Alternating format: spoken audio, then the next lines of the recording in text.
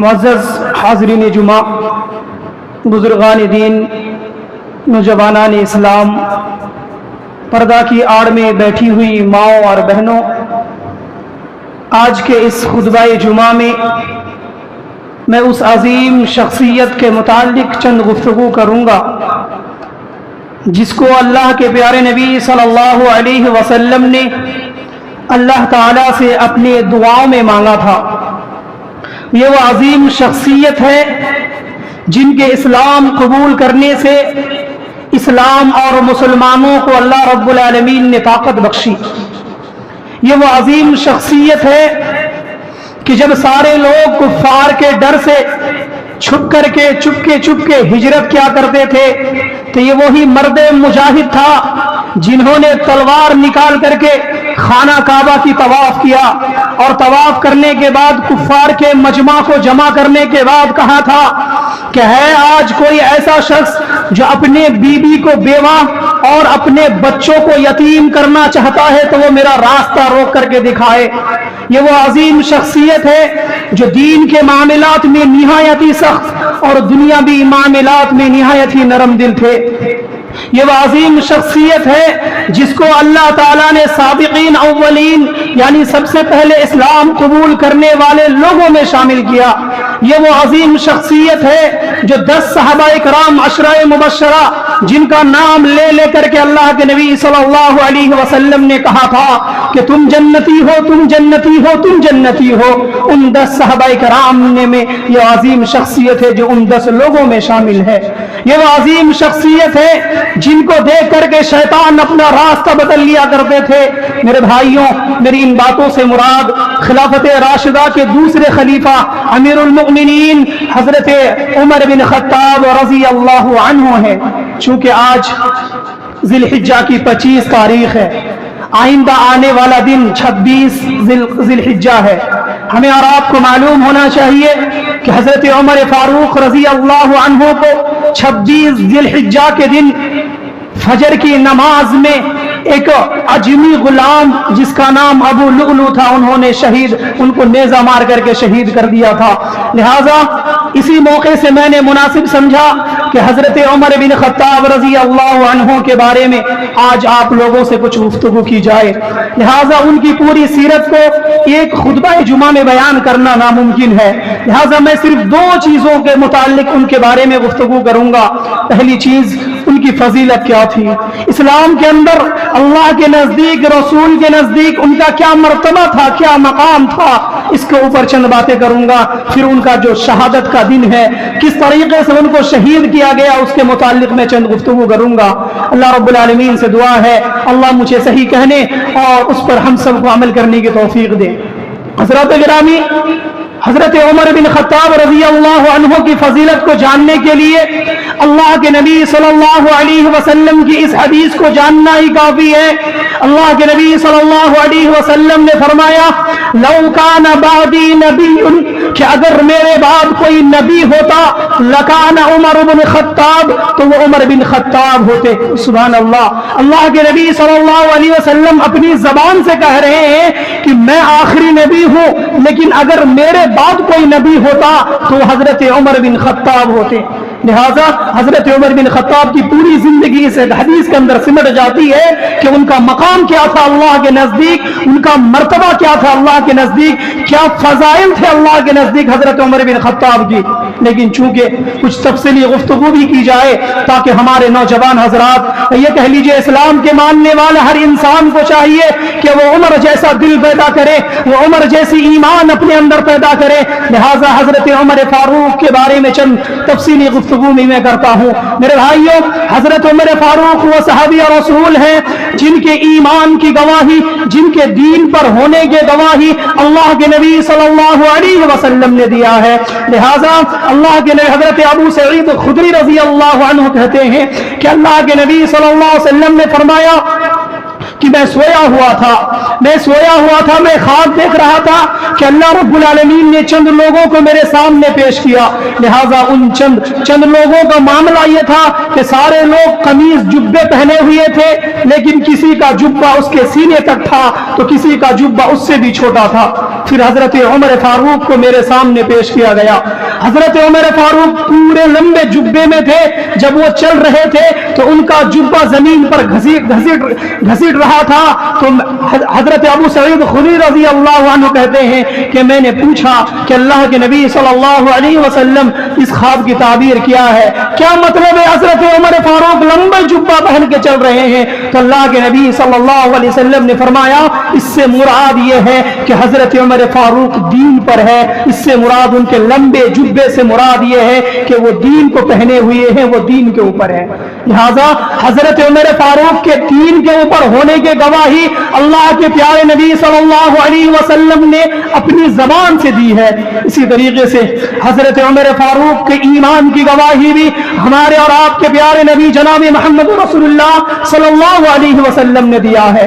ایک موقع سے اللہ کے نبی صلی اللہ علیہ وسلم حضرت عمر فاروق کے ہاتھ کو پکڑے ہوئے ہیں. حضرت عمر فاروق کے ہاتھ پکڑے ہوئے ہیں تو حضرت عمر فاروق کہتے ہیں کہ اللہ کے نبی صلی اللہ علیہ وسلم آپ مجھے اپنی جان سے زیادہ, یعنی اپنی جان کے علاوہ سب سے زیادہ محبوب ہے. تو اللہ کے نبی صلی اللہ علیہ وسلم کہتے ہیں کہ عمر تم اس وقت تک کامل مومن نہیں ہو سکتے, تم اس وقت تک پکا سچا ایماندار نہیں ہو سکتے جب تک کہ تم یہ نہ کہو کہ مجھے آپ سب سے زیادہ محبوب ہے, اپنی جان سے بھی زیادہ, اپنی مال سے بھی زیادہ, اپنے گھر کے لوگوں سے بھی زیادہ. چنانچہ آپ حضرت عمر فاروق کی اس سادگی دیکھیے, کتنے سچے انسان ہیں حضرت عمر فاروق. دل میں جو بات ہے وہ کہہ ڈالی. ہم اور آپ اگر اس جگہ میں ہوتے اللہ کے نبی کا دل جیتنے کے لیے جھوٹ بول دیتے کہ نہیں اللہ کے نبی آپ مجھے اپنی جان سے زیادہ محبوب ہے. لیکن حضرت عمر فاروق نے جھوٹ نہیں بولا, جو بات دل میں تھی وہ صاف کہہ دیا کہ آپ مجھے سب سے زیادہ محبوب ہے, میں سب سے زیادہ آپ سے محبت کرتا ہوں سوائے اپنی جان کے. یہ حضرت عمر فاروق کی سادگی کو بتلاتا ہے, حضرت عمر فاروق کے سچائی کو بتلاتا ہے. لہذا اللہ کے نبی صلی اللہ علیہ وسلم نے جب کہا کہ تم اس وقت تک کامل مومن نہیں ہو سکتے جب تک کہ تم اپنی جان سے بھی زیادہ مجھ سے محبت نہ کرو, اپنی جان سے بھی زیادہ مجھے محبوب نہ رکھو, تو حضرت عمر فاروق نے کہا کہ اللہ کے نبی میں آج سے اعلان کرتا ہوں کہ میں اپنی جان سے بھی زیادہ آپ سے محبت کرتا ہوں, میں اپنی جان سے بھی زیادہ آپ کو محبوب رکھتا ہوں. سبحان اللہ. صرف اللہ کے نبی کا کہنا تھا, حضرت عمر فاروق نے رجوع کر لیا, بات سامنے آئی, چھو چرا نہیں کیا, جان سے بھی زیادہ محبت کر بیٹھے. یہ عمر فاروق کی سیرت کی, عمر فاروق سے سیکھنے کو ملتا ہے ہمیں اور آپ کو کہ جب قرآن کی بات آ جائے, جب حدیث کی بات آ جائے, جب کوئی بات نبی کہہ رہا ہے, کوئی بات اللہ کہہ رہا ہے, تو وہاں پر ہمیں چھو چرا کرنے کی ضرورت نہیں ہے. پہلے غلط تھے, نبی نے بتلا دیا, پہلے غلط تھے, اللہ نے بتلا دیا ہے, تو ہمیں اور آپ کو سدھار لینا ہوگا. یہ حضرت عمر فاروق کی زندگی سے ہمیں اور آپ کو جو سیکھ ملتی ہے وہ سب سے بڑی سیکھ یہی ہے کہ حضرت عمر فاروق کو جیسے ہی اللہ کے نبی نے کہا کہ تم اپنی جان سے زیادہ مجھ سے محبت کرو, حضرت عمر فاروق نے کہا ٹھیک ہے, آج سے میں اپنی جان سے بھی زیادہ آپ کو محبت کروں گا. اس کے بعد اللہ کے نبی صلی اللہ علیہ وسلم نے کہا کہ عمر فاروق اب تم کامل مومن ہو گئے, اب تم کامل مومن ہو گئے, تمہارا ایمان مکمل ہو گیا. اللہ کے نبی صلی اللہ علیہ وسلم اپنی زبان سے یہ گواہی دیے کہ آج سے عمر بن خطاب جو ہے کامل مومن ہے, آج سے ان کا ایمان مکمل ہو گیا. میرے بھائیوں, یہ عمر فاروق کی دوسری فضیلت ہے کہ اللہ کے نبی صلی اللہ علیہ وسلم نے ان کی ایمان کی گواہی دی ہے کہ آج سے یہ عمر فاروق مکمل ایماندار ہے, کامل مومن ہے. یہی وجہ ہے کہ حضرت عمر فاروق رضی اللہ عنہ اللہ کے نبی صلی اللہ علیہ وسلم کو بہت زیادہ محبوب رکھتے تھے, بہت زیادہ اللہ کے نبی صلی اللہ علیہ وسلم سے محبت کرتے تھے. اور اسی طریقے سے ہمارے نبی صلی اللہ علیہ وسلم بھی حضرت عمر فاروق رضی اللہ عنہ سے بھی بہت زیادہ محبت کیا کرتے تھے. صحابی رسول پوچھتے ہیں ای الناس احب الیکا, کہ اللہ کے نبی صلی اللہ علیہ وسلم آپ کو لوگوں میں سب سے زیادہ کس سے محبت ہے؟ آپ صحابہ کرام میں, آپ تمام لوگوں میں کس سے زیادہ محبت کرتے ہیں؟ تو اللہ کے پیارے نبی صلی اللہ علیہ وسلم جواب دیتے ہیں کہ عائشہ سے, میں سب سے زیادہ محبت عائشہ سے کرتا ہوں جو اللہ کے نبی کی کنواری اور لاڈلی بیوی تھی. چنانچہ وہ صحابی پوچھتے ہیں کہ اللہ کے نبی مردوں میں آپ سب سے زیادہ کس سے محبت کرتے ہیں؟ تو اللہ के नबी जवाब देते हैं कि मर्दों में मैं आयशा के बाद अबू बकर से ज्यादा मोहब्बत करता हूँ। फिर वो सहाबी रसूल पूछते हैं कि अल्लाह के रसूल सल्लल्लाहु अलैहि वसल्लम अबू बकर के बाद आप किससे ज्यादा मोहब्बत करते हैं? तो अल्लाह के रसूल सल्लल्लाहु अलैहि वसल्लम जवाब देते हैं कि मैं उमर बिन खत्ताब से मोहब्बत करता हूँ। लिहाजा अल्लाह के नबी सल्लल्लाहु अलैहि वसल्लम को बहुत ज्यादा मोहब्बत थी हजरत उमर फारूक से। उस दौर में कितने सहाबा किराम थे, सारे सहाबा आपके लिए जानिसार थे, सारे सहाबा अपनी जान कुर्बान करने पे रहते थे, लेकिन अल्लाह के नबी को सबसे ज्यादा मोहब्बत अबू बकर से थी, उसके बाद हजरत उमर फारूक से मोहब्बत थी। ये मोहब्बत अल्लाह हजरत उमर फारूक की फजीलत को बतलाता है, हजरत उमर फारूक के मकाम मर्तबा को बतलाता है। और क्यों ना मोहब्बत अल्लाह के रसूल सल्लल्लाहु अलैहि वसल्लम को। जब इस्लाम शुरू में मक्का में नमूदार हुआ तो चूंकि जो गरीब तबका के लोग थे, ये कह लीजिए गुलाम लोंडी, ये सारे लोग इस्लाम कबूल कर रहे थे, और उस जमाने के बड़े बड़े लोग अबू जहल, अबू लहब, इसी तरीके से जो कुरैश के बड़े बड़े लोग थे, ये इस्लाम को दबाना चाहते थे और इस्लाम को दबा भी रहे थे। लिहाजा अल्लाह के नबी सल्लल्लाहु अलैहि वसल्लम ने उस हालत में जो अल्लाह रब्बुल आलमीन से दुआ किया था, वो दुआ ये थी कि अल्लाह तू अबू जहल और उमर बिन खत्ताब में से किसी दोनों में से किसी एक को जिसे तू पसंद करता है उसे इस्लाम की दौलत से नवाज दे, ताकि इस्लाम मजबूत हो जाए। आप जब सीरत की किताबों को पढ़ेंगे तो मालूम होगा कि जिस दिन से हजरत उमर फारूक ने इस्लाम कबूल किया, किसी की जुर्अत ना हुई इस्लाम को दबाने की, किसी की जुर्अत ना हुई इस्लाम को कमतर दिखाने की, मुसलमानों को दबाने की, मुसलमानों को परेशान करने की। यह उमर फारूक की ताकत थी, यह उमर फारूक की बहादुरी थी कि अल्लाह ताला ने इस्लाम को उनके जरिए से कुव्वत बख्शी, ताकत दिया। लिहाजा ये मुराद मुस्तफा है, यानी कि हमारे नबी सल्लल्लाहु अलैहि वसल्लम की मुराद थे हजरत उमर फारूक कि अल्लाह उमर को तो इस्लाम जैसी दौलत से नवाज दे। अल्लाह ताला ने उन्हें इस्लाम की दौलत से नवाज दिया। ये उमर फारूक की फजीलत को बताता है। इसी तरीके से जब आप सीरत की किताबों को पढ़ेंगे तो मालूम होगा कि अल्लाह के नबी सल्लल्लाहु अलैहि वसल्लम ने उमर के मुताल्लिक फरमाया था कि अल्लाह ताला ने उमर के ज़बान और दिल में हक रख दिया है। अल्लाह ताला ने उमर के ज़बान और दिल में हक रख दिया है। सुभान अल्लाह, ये उमर की फजीलत को बतलाता है। इसी तरीके से दूसरी रिवायत है जिसमें अल्लाह के नबी सल्लल्लाहु अलैहि वसल्लम फरमाते हैं कि सहाबा देखो, तुमसे पहले के जो उम्मतें हुआ करते थे, तुमसे पहले जो कौम बनी इसराइल वगैरह हुआ करती थी, उनके दरमियान बहुत सारे लोग ऐसे होते थे जिनके ऊपर इल्हाम होता था। इल्हाम क्या है? इल्हाम से मुराद अल्लाह ताला ज़बान में हक और सच्ची बात को रख देना। चुनांचे अल्लाह के नबी कहते हैं कि हमसे पहले जो कौमें थी उनमें बहुत सारे लोग ऐसे थे जिनके ऊपर इल्हाम हुआ करता था। लिहाजा हमारी इस कौम के अंदर अगर किसी के ऊपर इल्हाम होता है तो हजरत उमर बिन खत्ताब रजी अल्लाह अन्हु की जात है। सुभान अल्लाह, अल्लाह के नबी गवाही देते हैं कि उमर के ऊपर इल्हाम होता है, उमर जो बात कहते हैं वो बात हो जाती है। आप देखें कि हजरत उमर फारूक के शान में, हजरत उमर फारूक की सपोर्ट में अल्लाह ताला ने कुरान की बाज आयतें उतार दी हैं। जब हजरत उमर फारूक ने कोई मशवरा दिया है, कोई बात कही है, तो उसके सपोर्ट में, उसकी मुआफिकत में अल्लाह ताला ने कुरान करीम की आयतें नाजिल कर दी। ये उमर फारूक की शान है, ये उमर फारूक की फजीलत है। लिहाजा हजरत उमर फारूक कहते हैं कि मैंने 3 मौके से अल्लाह रब्बुल आलमीन की मुआफिकत की है। पहली मौका कौन सी थी? मकाम इब्राहीम। हजरत उमर फारूक अल्लाह के नबी सल्लल्लाहु अलैहि वसल्लम के पास जाते हैं, जाने के बाद कहते हैं कि अल्लाह के रसूल, हमें चाहिए कि ये जो मकाम इब्राहीम है इन्हें हम जाए नमाज बना लें, यहाँ जाकर के हम 2 रकात नफिल नमाज पढ़ें।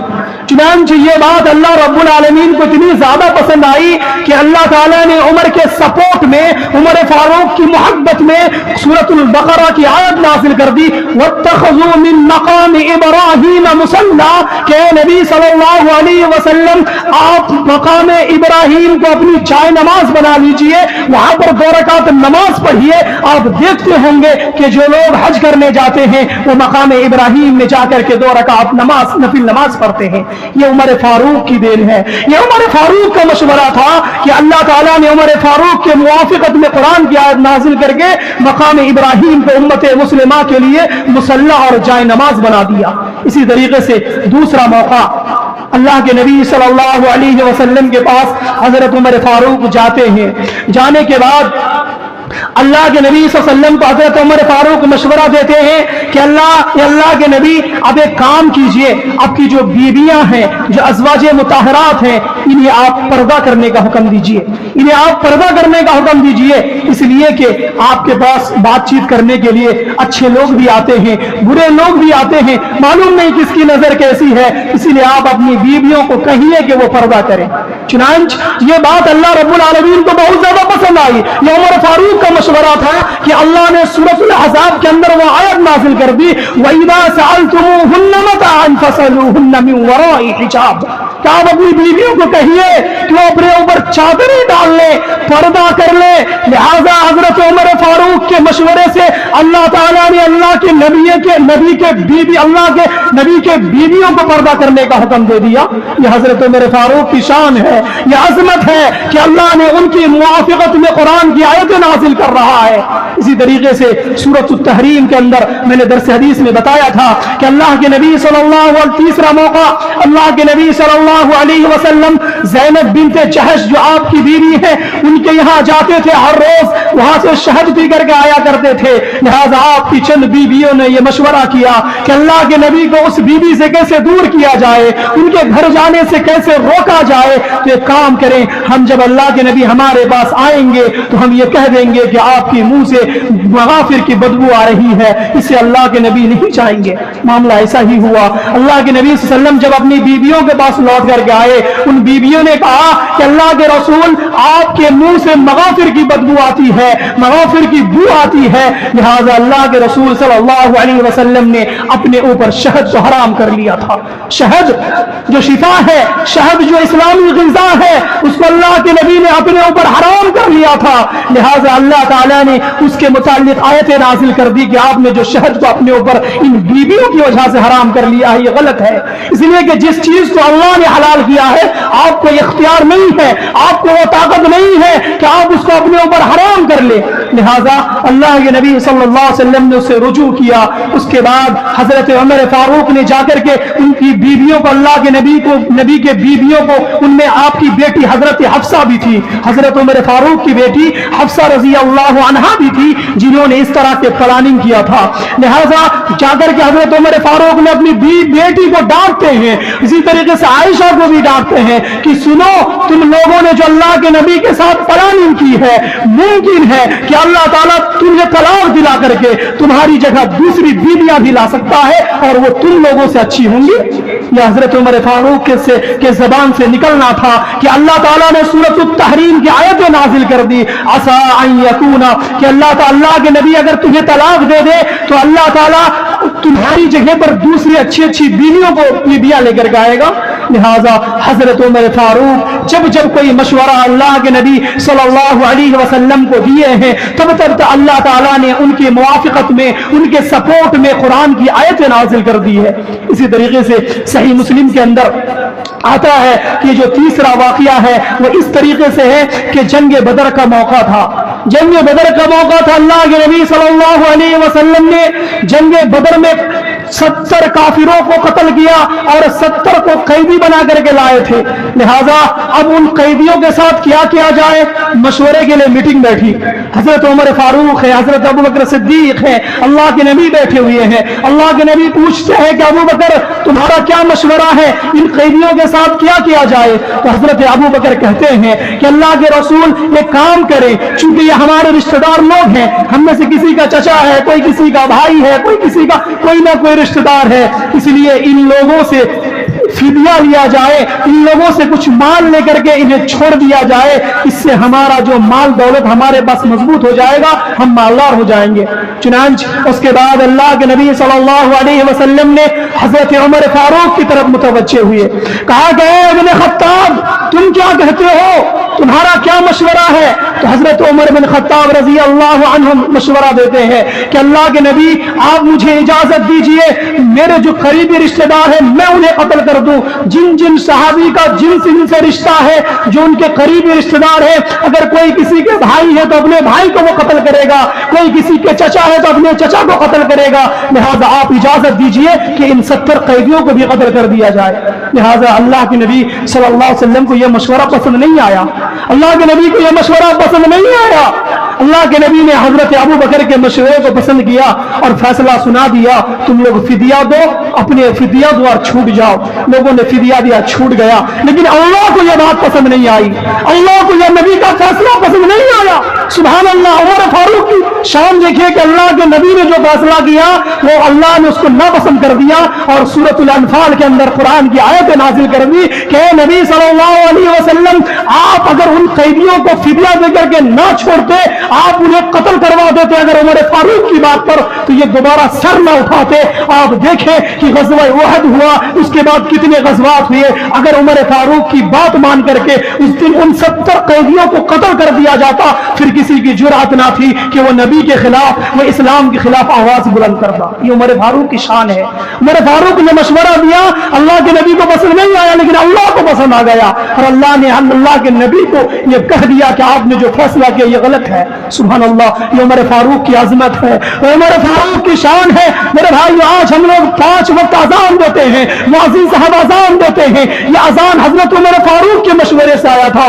जब लोग नमाज फर्ज हुई, लोगों ने कहा कि लोगों को कैसे बुलाया जाए, सब लोग मशवरा करने के लिए मीटिंग बैठाते हैं अपने अपने तरीके से। कोई कहता है दुख बजाया जाए, कोई कहता है कि ढोल बजाया जाए, कोई कहता है घर घर जाकर के लोगों को बताया जाए।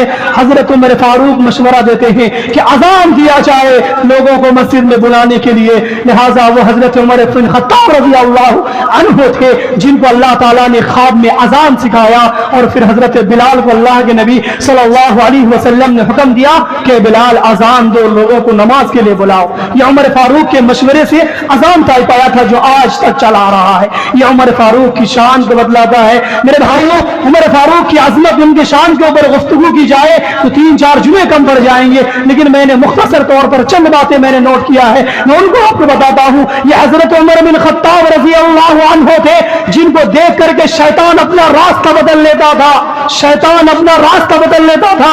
लिहाजा हजरत अबू हुरैरा रज़ियल्लाहु अन्हु कहते हैं कि अल्लाह के नबी सल्लल्लाहु अलैहि वसल्लम के पास कुरैश की चंद खवातीन बैठी हुई थी।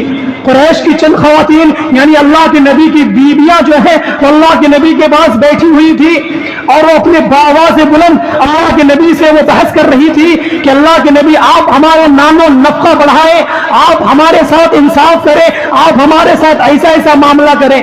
चुनांच हजरत उमर फारूक गेट पर आते हैं, गेट पर आते हैं, दस्तक देते हैं, इजाजत तलब करते हैं कि मैं अंदर जाने की इजाजत मांगता हूं।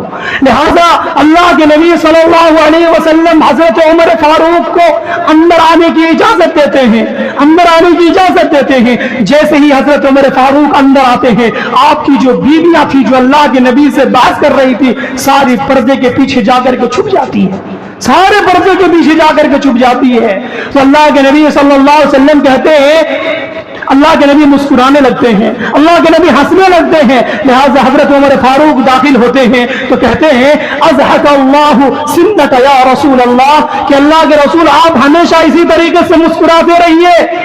तो अल्लाह के नबी सल्लल्लाहु अलैहि वसल्लम कहते हैं कि उमर फारूक, मुझे ताज्जुब हुआ कि ये चंद खवातीन जो मुझसे बात कर रही थी, मुझसे नामा नफ़ा के मुताल्लिक सवाल कर रही थी, जब आप तशरीफ लाए तो ये पर्दे के पीछे छुप गई आपके डर से। तो अल्लाह के हजरत उमर फारूक कहते हैं कि अल्लाह के नबी, इन्हें मुझसे क्यों डरना, ये तो आपसे डरना चाहिए, आप इनके शौहर हैं, आप नबी हैं इस कौम के, इन्हें आपसे डरना, ये मुझसे क्यों डर रही है। उसके बाद हजरत उमर फारूक ने अल्लाह के नबी के बीवियों कुरैश की खवातीन की तरफ मुतवज्जे होकर के कहा कि अपनी जानों के दुश्मनों, सुनो, तुम मुझसे क्यों डर रहे हो, डरना तो तुम्हें नबी से चाहिए, तुम्हारे शौहर हैं, तुम्हें डरना उनसे चाहिए कि वो नबी है, मुझसे क्यों डर रहे हो। उसके बाद अल्लाह के नबी सल्लल्लाहु अलैहि वसल्लम ने कहा कि उमर, इनकी बात को छोड़िए, आपसे शैतान भी डरता है। जब आप किसी रास्ते से चलते हैं, शैतान आपको देख करके दूसरा रास्ता से चलता है, आपका रास्ता देख करके शैतान अपना रास्ता बदल लेता है। ये उमर फारूक की जुर्अत थी, बहादुरी थी, शान था। दीन के मामले में कभी उन्होंने कंप्रोमाइजिंग नहीं किया, कभी भी किसी से समझौता नहीं किया। दुनियावी मामलात में नरम थे, लेकिन दीन का मामला आता था अच्छे अच्छों से लड़ लेते थे, अच्छे अच्छों की हवाएं उखाड़ करके रख देती थी, कभी भी समझौता नहीं किया। यही वजह है कि अम्मा आयशा फरमाती है کہ ایک مرتبہ ہم اور نبی کریم صلی اللہ علیہ وسلم گھر میں تھے کہ کچھ بچیوں کا شور شرابہ سننے کو ملا، کچھ بچیاں باہر کھیل رہی تھی۔ اللہ کے نبی صلی اللہ علیہ وسلم باہر نکلے تو دیکھتے ہیں کہ ایک بچی ناچ رہی ہے، رقص کر رہی ہے۔ لہٰذا اللہ کے نبی صلی اللہ علیہ وسلم کو اچھا لگا، انہوں نے مجھے بھی بلایا۔ میں آ کر کے اللہ کے نبی کے کندھے پر اپنا یہ منہ لگا کر کے کھڑی ہو گئی۔ میں یہ سارا معاملہ دیکھ رہا تھا کہ ایک بچی ناچ رہی ہے، لیکن جیسے ہی حضرت عمر فاروق آئے ادھر سارے بچے بھاگ گئے، ناچنے والی چھوٹی بچی بھی بھاگ گئی۔ اس کے بعد اللہ کے نبی نے کہا کہ عمر آپ سے شیطان بھی ڈرتا ہے، شیطان آپ کو دیکھ کر کے اپنا راستہ بدل لیتا ہے۔ اسی طریقے کے تیسرا واقعہ بھی ملتا ہے کہ اللہ کے نبی صلی اللہ علیہ وسلم کسی جنگ سے واپس آ رہے تھے، کسی جنگ سے واپس آ رہے تھے۔ ایک بچی اللہ کے نبی کے پاس جاتی ہے اور جانے کے بعد کہتی ہے کہ اللہ کے رسول میں نے نظر مانی تھی کہ اگر اس جنگ میں آپ جیت کر کے آئیں گے آپ کو کوئی نقصان نہیں ہوگا تو میں دف بجاؤں گی، جسے آج ہم لوگ ڈھول کہتے ہیں، اس زمانے میں دف کہا جاتا تھا اور وہ ایک طرف سے ہوتا تھا۔ میں دف بجاؤں گی اور کچھ اشعار آپ کے لیے گاؤں گی، لہٰذا میں اس نظر کو پوری کر لوں۔ تو اللہ کے نبی نے کہا کہ اگر تم نے نظر مانی ہے تو ٹھیک ہے، تم دف بجا لو، تم اشعار گا لو، لیکن اگر تم نظر نہیں مانی ہو تو مت کرنا ایسا۔ لہٰذا وہ لڑکی دف بجانے لگتی ہے، اشعار گانے لگتی ہے۔ وہاں سے حضرت ابو بکر داخل ہوتے ہیں، پھر بھی دف بجا رہی ہے، اشعار گا رہے ہیں۔ حضرت علی آتے ہیں، پھر بھی دف بجا رہی ہے، گا رہی ہے۔ حضرت عثمان غنی آتے ہیں، پھر بھی دف بجا رہی ہے، گا رہی ہے۔ لیکن جیسے ہی حضرت عمر بن خطاب رضی اللہ عنہ وہاں آتے ہیں، وہ لڑکی اپنے دف کو نیچے پھینکتی ہے اور چھپا کر کے اس کے اوپر بیٹھ جاتی ہے۔ اس کے بعد اللہ کے نبی صلی اللہ علیہ وسلم کہتے ہیں کہ ان الشیطان لا یخاف یا عمر، کہ عمر شیطان بھی تم سے خوف کھاتا ہے، شیطان بھی تم سے ڈرتا ہے۔ یہ عمر فاروق کی جرأت تھی، یہ عمر فاروق کی بہادری تھی، یہ عمر فاروق کی شان تھا کہ ان سے شیطان ڈرا کرتا تھا۔ میرے بھائیوں نوجوانوں، ضرورت اس بات کی ہے کہ عمر فاروق جیسا جرأت پیدا کرو، عمر فاروق جیسا ایمان اپنے اندر پیدا کرو، دین کے معاملے میں سخت ہو جاؤ۔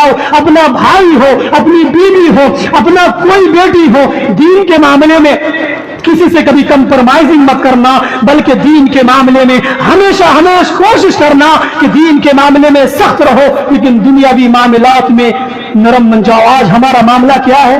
آج ہمارا مسلم سماج کا معاملہ یہ بن چکا ہے کہ آج ہم دین کے معاملے میں زیرو ہیں، معاملات زندگی میں سخت ہو چکے ہیں، کسی سے بات نہیں کرتے، کسی کی طرف دیکھتے نہیں، کسی کو سلام کرتے نہیں۔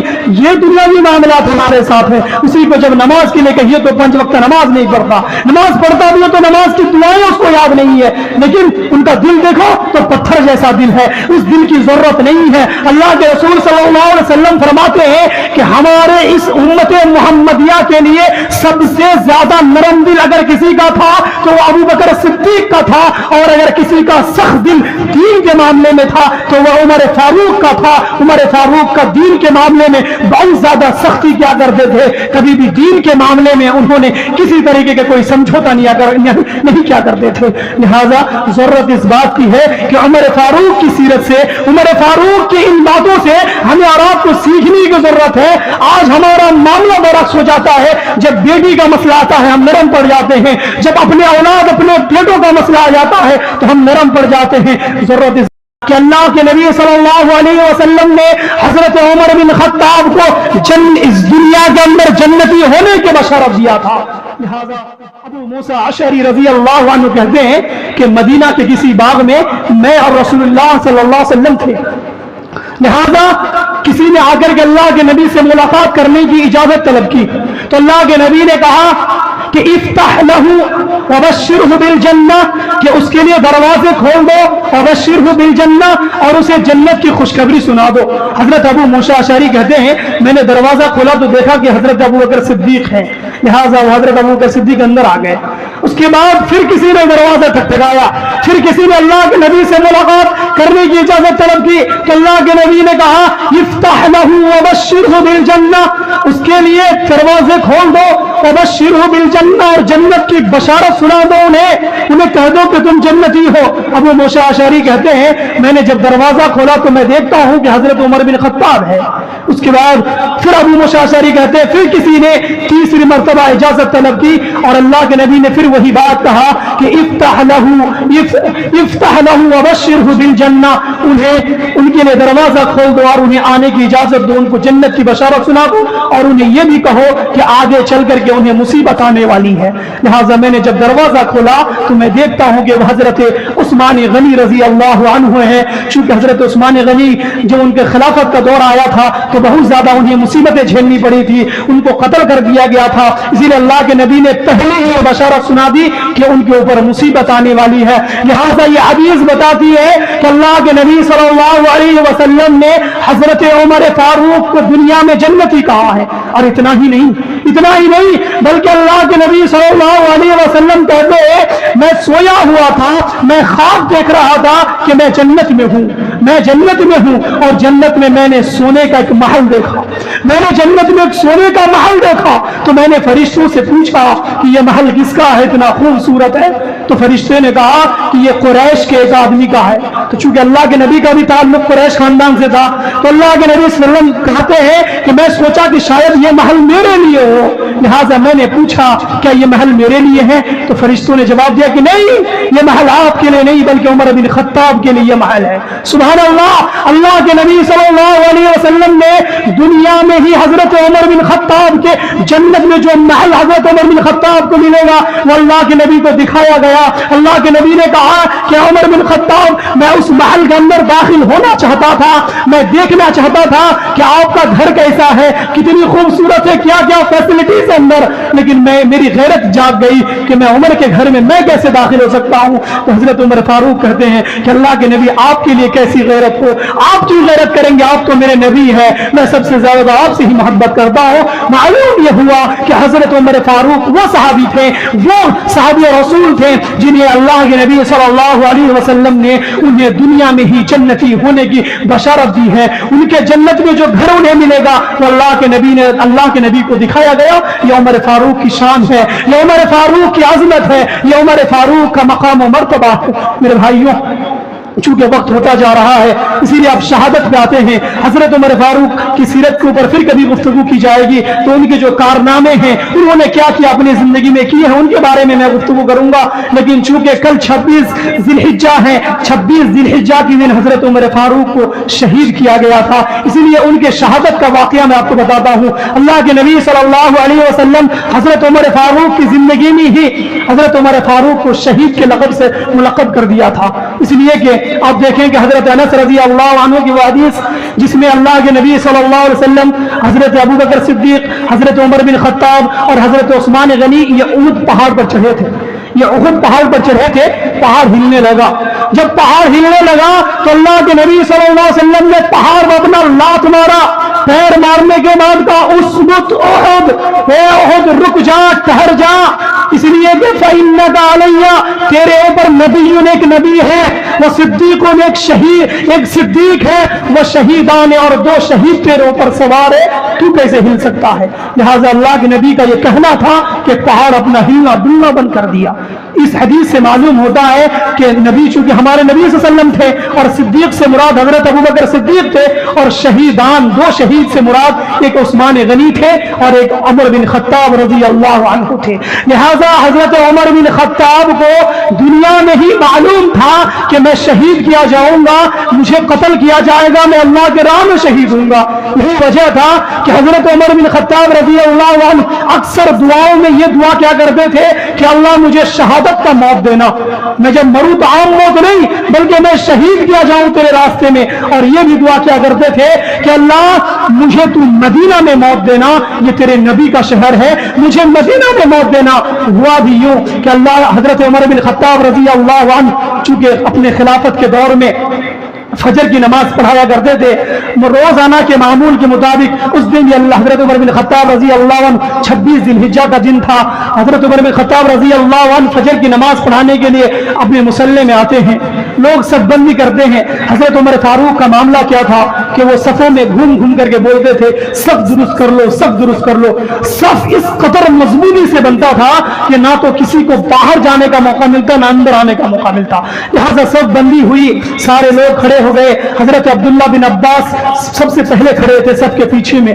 چنانچہ تکبیر کہنے کے بعد, صف درست ہونے کے بعد, تکبیر تحریمہ کے بعد اللہ اکبر کہہ کر کے حضرت عمر فاروق نے اپنا ہاتھ باندھا. تو ہاتھ باندھنا ہی تھا, ابھی تلاوت شروع نہیں ہوئی تھی, ابھی سورہ فاتحہ نہیں پڑھے تھے کہ جو ابو لؤلؤ جو ایک عجمی غلام تھا وہ آ کر کے ان کو حضرت عمر فاروق پیٹ میں نیزہ مار دیتے ہیں. پیٹ میں نیزہ مار چاقو سے وار کرتے ہیں.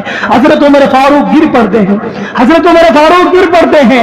تو کسی کو معلوم نہیں تھا, لیکن جو سامنے کے لوگ تھے انہیں دکھ رہا تھا کہ حضرت عمر فاروق گر چکے ہیں, تڑپ رہے ہیں. حضرت عمر فاروق اپنے ہاتھ سے حضرت عبد الرحمن بن عوف کو مسلح میں کرتے ہیں اور مسلح میں کرنے کے بعد کہتے ہیں کہ تم نماز پڑھا دو. حضرت عمر فاروق وہاں گرے ہوئے ہیں, پڑے ہوئے ہیں, تڑپ رہے ہیں, لیکن نماز نہیں رکی. نماز ہوتی رہی. جب حضرت عبد الرحمن بن عوف کی تلاوت لوگوں نے سنا تب تعجب ہوا کہ عمر کہاں گئے.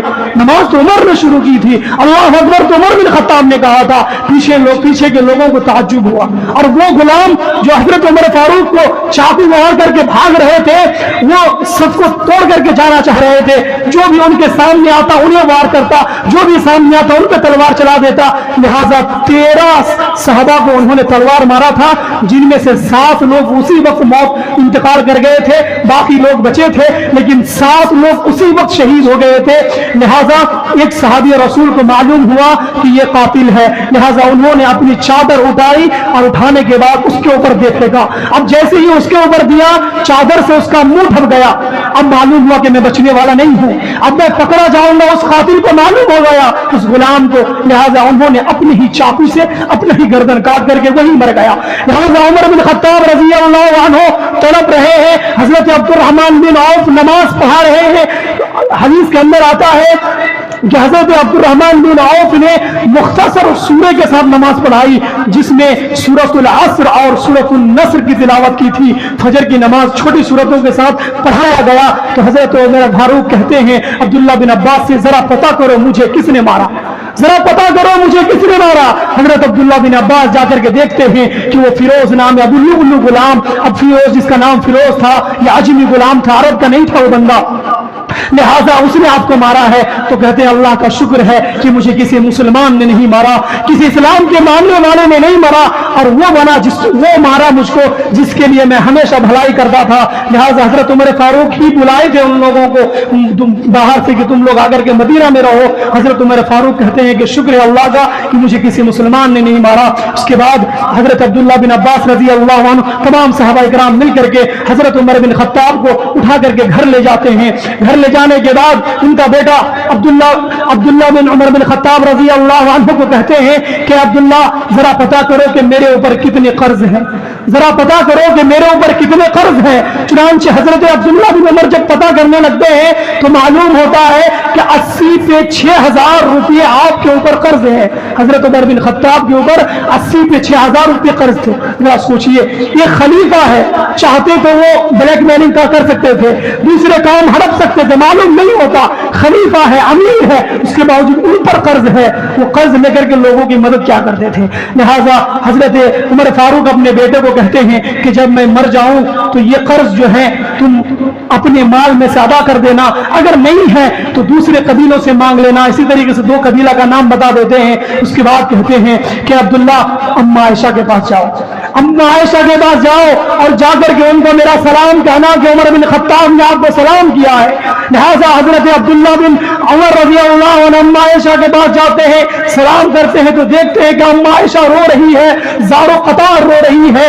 معلوم ہو گیا کہ عمر کو مارا گیا ہے, عمر کے اوپر چاقو سے وار کیا گیا ہے.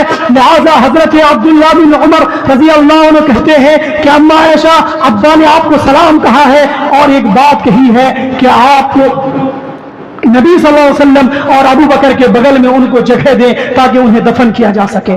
تو اما عائشہ کہتی ہے وہ جگہ میں نے اپنے لیے فکس کیا تھا, وہ جگہ اس جگہ میں دفن ہونا چاہتی تھی, لیکن جب عمر نے کہا ہے میں وہ جگہ دیتی ہوں.